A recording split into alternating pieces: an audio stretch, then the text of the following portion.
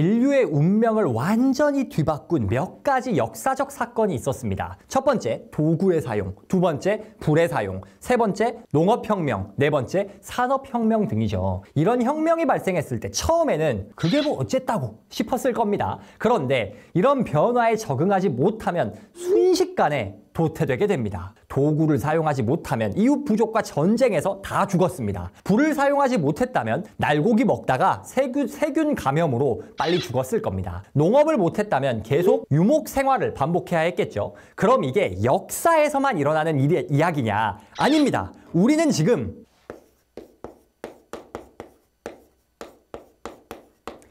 인공지능 혁명 시대를 만나고 있습니다. 지금은 인공지능, 챗GPT 말하면 아직 멀었다 하는 사람도 많습니다. 그런데 이 변화가 진짜라면 앞서 수많은 혁명에서 그랬듯 변화에 적응하지 못하는 사람들은 순식간에 도태될 수도 있습니다. 그렇다면 우리는 인공지능 시대에 어떻게 해야 살아남고 부자가 될 수 있는 걸까요? 오늘 소개할 책은 마지막 몰입입니다. 어디서 많이 보던 책인데 싶으신 분들 있으시죠? 북토크 채널 최초 떡상을 가져다 준 일론 머스크가 찾아가 배웠다는 3배 빨리 독서하고 3배 부자 되는 법 영상의 테마가 됐던 책입니다. 이 책이 인공지능이랑 무슨 상관이냐 싶으실 수 있는데 영상을 끝까지 보시면 그 이유를 제대로 이해하시게 될 겁니다. 그러면 인공지능 시대 부자 되려면 반드시 필요한 3가지 시작합니다.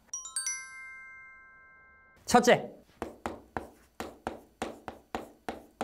인지 능력입니다. 바꿔 말하면 인공지능 시대에 살아남으려면 머리가 좋아야 합니다. 제가 이 말을 하면 크게 2가지 반응이 나올 것 같습니다. 첫 번째, 아니 뭐 당연한 소리를 하고 있냐. 둘째, 인공지능이 머리 쓰는 거 대신 해줄 건데 우리가 왜? 제가 머리가 좋아야 한다고 말하는 첫 번째 이유는 앞으로는 인공지능을 잘 다루는 사람이 부자 될 확률이 높기 때문입니다.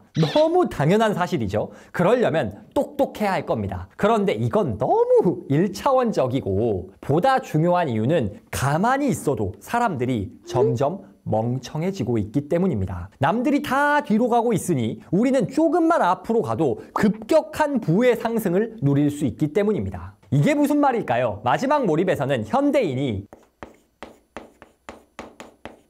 디지털 치매를 앓고 있다고 말합니다. 책에서는 이렇게 말합니다. 우리는 너무 자주 뇌를 외부 기기에 아웃소싱하고 외부 기기는 우리를 조금씩 멍청하게 만들고 있다. 우리의 뇌는 무한한 수준으로 진화할 수 있는 최강의 적응 기관이다. 그럼에도 우리는 뇌에 필요한 운동을 깜빡 잊어버릴 때가 많다. 계단을 이용하지 않고 편하게 엘리베이터를 탈 때 신체적 대가가 따르듯 게으른 정신의 근육에도 대가가 따른다. 사용하지 않으면 퇴화한다. 어릴 때는 부모님 전화번호, 친구 전화번호 다 외우고 다녔습니다. 그런데 지금은 어떤가요? 진짜 많이 외워도 같이 사는 가족 정도뿐이지 않나요? 모르는 게 있을 때도 내가 공부해서 찾으려 하기보단 그냥 네이버에 검색해보고 해결했다 하지 않나요? 길을 찾으려고 노력하지도 않습니다. 네이버 지도 보면 되니까. 즉, 우리는 뇌를 아웃소싱하고 있습니다. 야, 그거 좋은 거 아니냐? 물론 좋은 점이 있죠. 기억력의 한계를 넘어서 확장하고 더 큰 능력을 발휘할 수 있을 겁니다. 그런데 그건 어디까지나 뇌를 열심히 사용하고 있고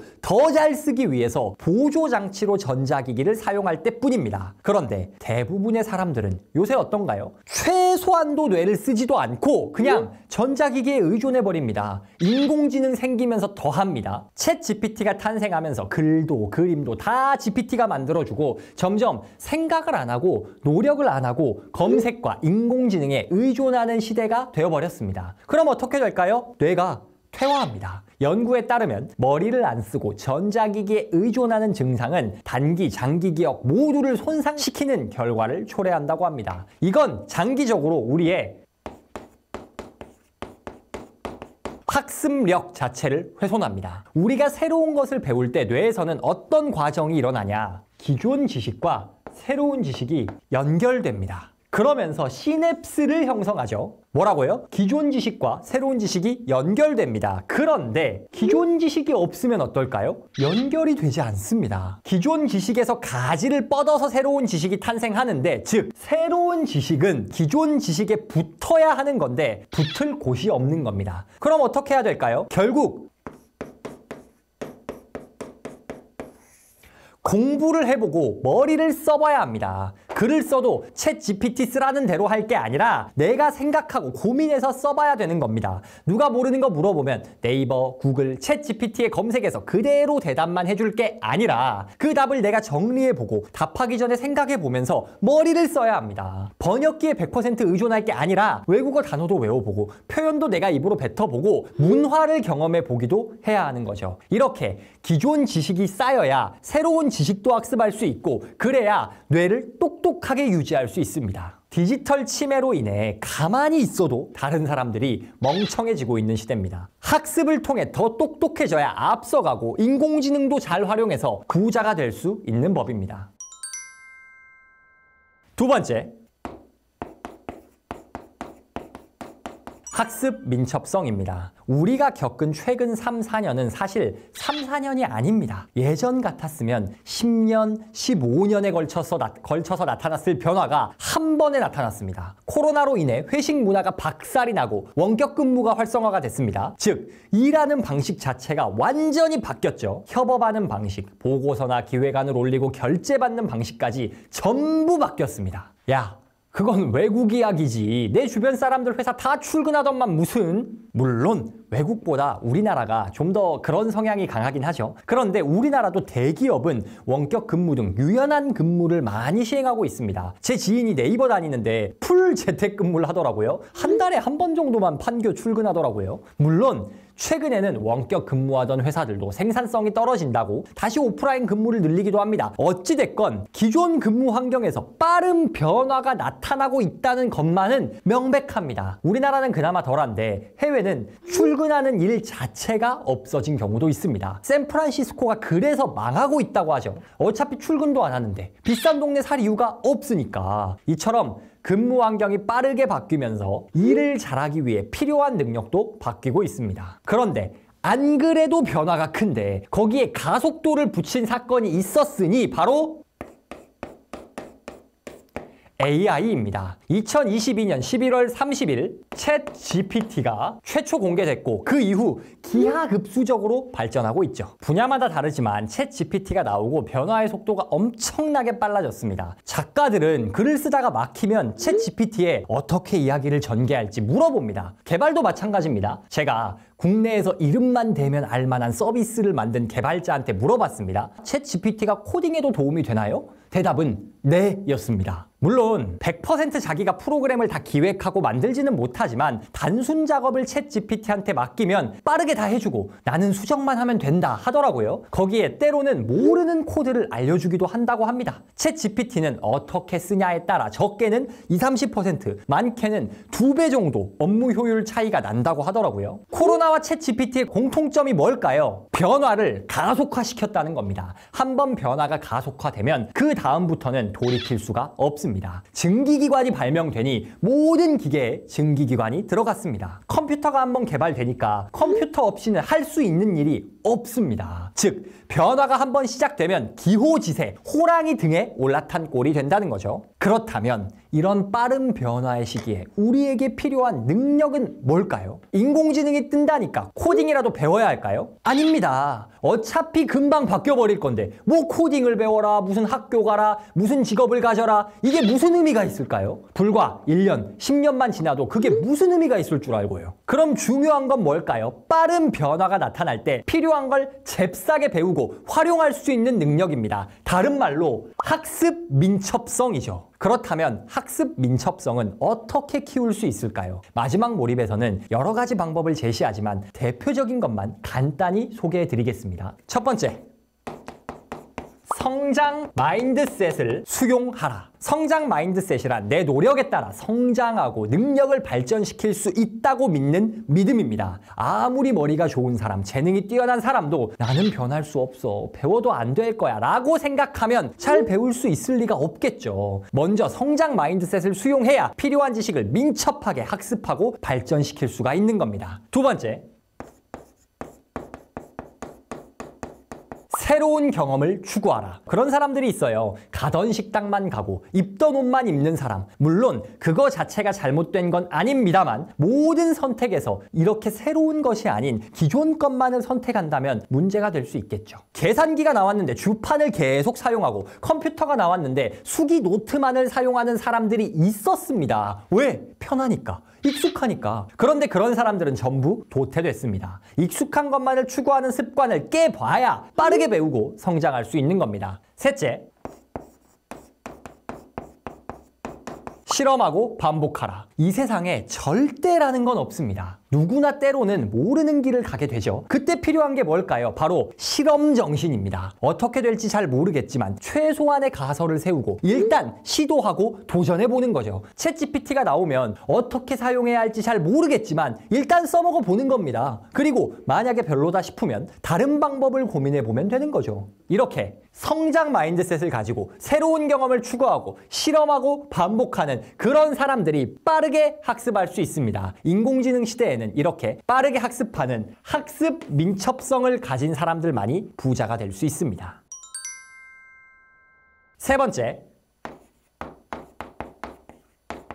정서지능입니다. 산업혁명이 일어나니까 어떻게 됐죠? 증기기관이 해결할 수 있는, 즉 기계가 해결할 수 있는 분야에 종사하던 사람들은 전부 실직자가 됐습니다. 그런데 기계로 해결이 안 되는 분야가 있었죠. 글쓰기, 그림 그리기 같은 예술 분야, 혹은 사람이 사람을 만나야 하는 서비스업 분야는 어땠나요? 일자리가 엄청나게 늘어났습니다. 즉, 어떤 기술이 생기면 그 기술이 해결할 수 없는 능력을 갖춘 사람이 기회를 얻는 법입니다. 그렇다면 인공지능이 당장, 아니 앞으로도 해결하기 어려울 부분은 뭘까요? 바로 정서를 다루는 일입니다. 언어 기반 인공지능은 의사소통 중에 정서를 읽어내는 것을 하지 못합니다. 그냥 정보만 가지고 판단할 뿐이에요. 똑같은 말과 대답을 해도 표정, 목소리, 하다못해 입꼬리나 눈꼬리 움직임만 보고도 상대방의 기분을 파악할 수 있는 게 인간의 능력입니다. 단순히 표정이라든가 목소리 분석을 통해서 감정 파악하는 것까지는 인공지능이 앞으로 어떻게든 할 수 있다고 치더라도 그 기분에 맞게 대응해주고 풀어주고 마음을 움직이는 건 아직 멀었습니다. 아니, 영원히 불가능할지도 모릅니다. 의사는 대체해도 간호사는 대체하지 못할 거라고 하잖아요. 왜? 인간과 인간의 교류의 영역이 더 많기 때문에. 마지막 몰입에서는 그래서 인간의 영역으로 남아있을 분야로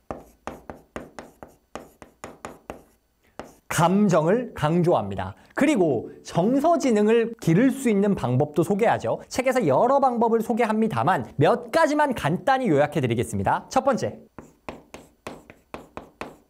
자기인식을 기른다. 책에서는 이렇게 말합니다. 자신의 느낌, 생각, 반응을 정기적으로 성찰해 자신의 감정을 더 잘 이해한다. 이런 자기인식은 자신의 감정 반응 패턴을 인식하고 학습 과정에서 감정을 더 잘 관리하도록 도와줄 수 있다. 자기 자신의 감정도 잘 모르고 잘 못 다스리는 사람이 다른 사람의 정서를 파악하고 어루만져줄 수 있을까요? 쉽지 않을 겁니다. 그래서 정서지능을 기르는데 가장 중요한 것은 자신의 감정을 정확히 인식하는 겁니다. 그를 위해서는 어떻게 해야 될까요? 자신은 어떤 걸 느끼는지, 언제 어떤 생각을 하고 어떤 감정을 느끼는지를 파악해 봐야 합니다. 그를 위한 가장 좋은 방법은 내 정서를 써보는 겁니다. 막연하게 추상적으로 느끼는 감정을 글로 써보면서 내가 어떤 감정을 느끼는지 객관화할 수 있고, 이렇게 자기인식을 갖춘 사람이어야 다른 사람의 감정도 보다 객관적으로 파악할 수 있을 겁니다. 두 번째, 정서적 회복력을 키운다. 책에서는 이렇게 말합니다. 회복력은 스트레스와 역경에 대처하게 해주며 배움의 여정에 계속 집중하고 몰두할 수 있게 해준다. 정서지능이 높다는 말은 다른 사람에게 공감을 잘해주고 잘 들어준다는 말을 포함합니다. 그런데 사실 다른 사람의 이야기를 듣고 공감해준다는 게 보통 스트레스가 아닙니다. 그래서인지 가장 높은 정서지능을 요구하는 상담사들은 자신이 상담사임에도 불구하고 적극적으로 정신과도 다니고 다른 동료 상담사들에게 상담을 받기도 한다고 하죠. 그들이 정서적으로 나약해서일까요? 아닙니다. 정서적으로 힘들 때 회복할 수 있는 능력, 즉 이야기를 통해서 스스로 회복할 수 있어야 다른 사람의 마음도 품어줄 수 있기 때문이죠. 우리도 이런 정서적 회복력을 갖춰야 합니다. 그 정서적 회복력을 갖추는 방법이 뭘까요? 그 다음 방법을 들어보시면 알 수 있습니다. 세 번째,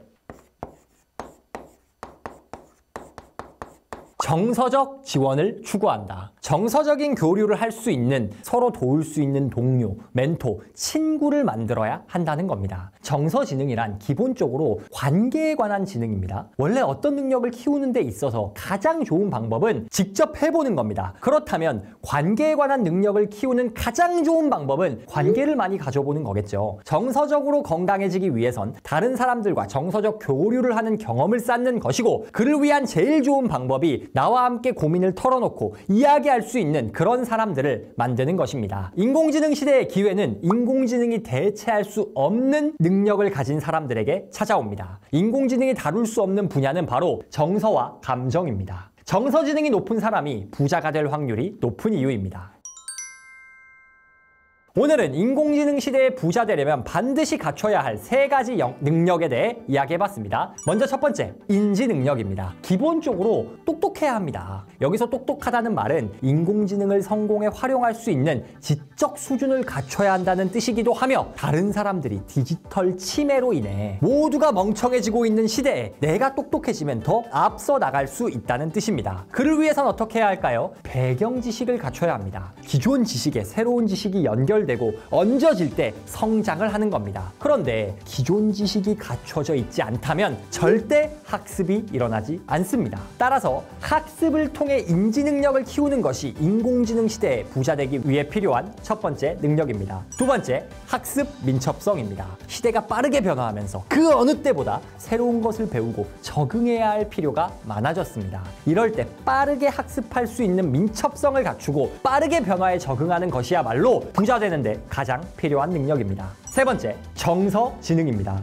인공지능 시대의 기회는 인공지능이 할 수 없는 것을 할 줄 아는 사람들에게 옵니다. 그게 바로 사람의 정서를 파악하고 다룰 수 있는 능력이며, 그렇기에 높은 정서지능을 가진 사람이 부자가 될 것입니다. 마지막 몰입은 제가 2번이나 소개한 적이 있을 정도로 굉장히 인상 깊고 좋았던 책입니다. 이 책은 원래 뇌과학과 학습법에 관한 책입니다. 그리고 그 뇌과학의 근거에 왜 우리가 성장하고 성공할 수 있는지를 알려주는 책입니다. 그저 단순히 동기부여용 자기계발서가 아니라 성장과 성공이 뇌과학적으로 증명된 과학이라는 것을 잘 보여주는 책이었습니다. 그런데 이번에 확장판이 나오면서 감사하게도 저에게 광고를 맡겨주셨습니다. 확장판에 새로운 챕터가 추가가 됐는데요. 오늘 소개해드린 인공지능 시대에 맞는 내용 위주로 추가되었습니다. 원래도 학습과 성장을 추구하는 분들에게 좋은 책이었는데 시대에 맞는 내용까지 추가되면서 아직 이 책을 읽어보지 않은 분들은 반드시 읽어보셔야 할 좋은 책이라고 자신 있게 추천합니다.